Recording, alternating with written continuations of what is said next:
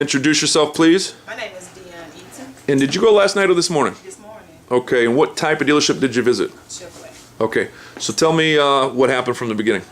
Well, when I first pulled into the lot, I parked in the guest parking. Okay. I sat in the car for a minute, just browsing around the lot to see if anybody was outside, and I didn't see anyone outside. Very smart, okay. So I got out the car, and I walked towards the door, and this young man, he walked past me and kept walking.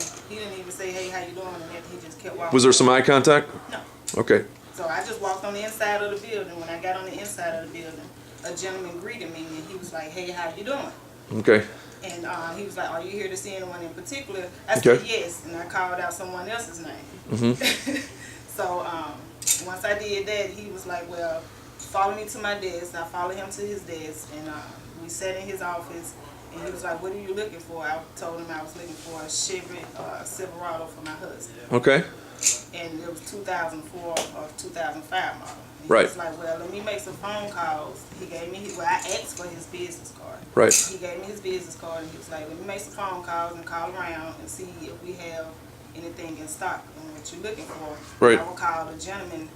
He called over to the other store because they have another store across the street. He was at the Hyundai store, the gentleman I asked for.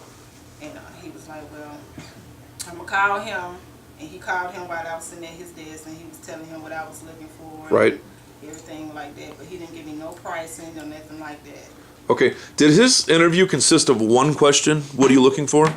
And you answered 2004 Well, he didn't ask me what I was looking for. I told him. Okay, so because he didn't do an interview, and an interview is 3 phases, okay? It has your product phase, and your trade phase, and your personal phase for a reason, because there's a lot of questions and a lot of ground that you've got to cover before you start picking up the phone and calling.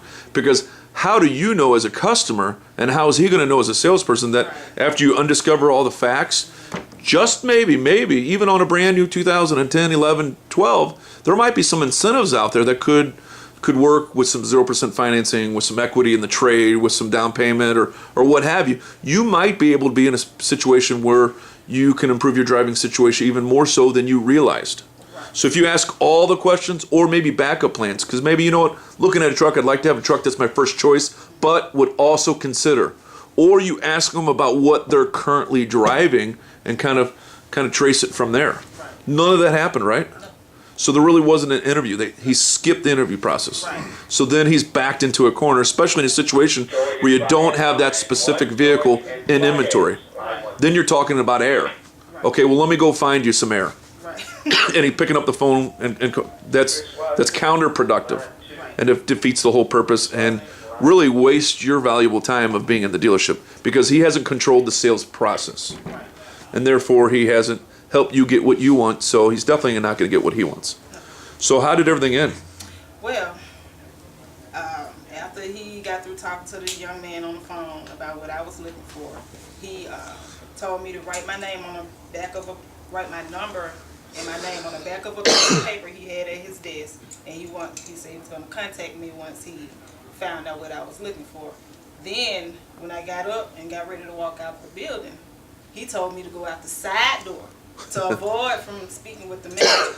Oh, really? Yes. Interesting. So I went out the side door and went out there and got in my car and sat out there and filled out my little paperwork or whatever. Yeah. And just Okay. pulled off. Based upon your 1 day of training, what would you have done different? I would have done everything different. Exactly. Everything. Okay. So do you feel more confident now? Is it the light bulb going off and it seems to make a little more sense? Mm-hmm. Okay. And are you more confident now after your homework assignment? Yes. Okay. Very good. Give her a round of applause.